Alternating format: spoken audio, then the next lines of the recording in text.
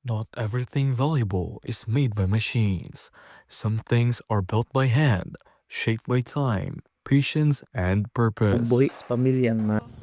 Today, we're not just looking at art, we're stepping into the life of the person behind it. Meet Tatay Elmer, a 52 years old hardworking father, a construction worker by profession, and a skilled craftsman.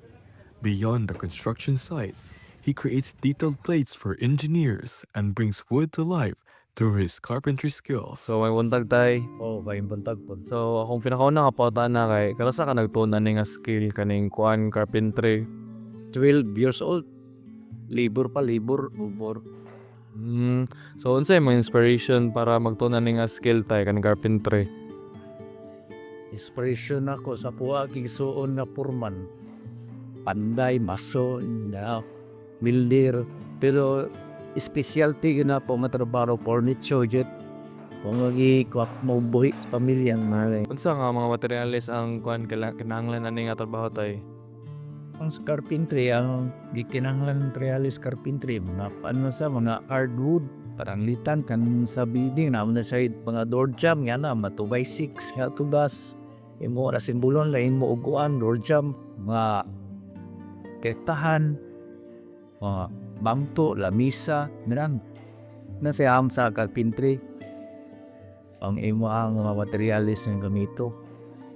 So, akong last and final question tay is, unsa ang proseso sa kaning kuan pag kuan maghimo ng furniture bitaw? Ang proseso sa paghimo og furniture nagdepende po na sa materialis nga sa imo ipagamit. Pero ang kasagara karon marine plywood naman gud siya. Muna siya gamiton kasi laison nimo na siya.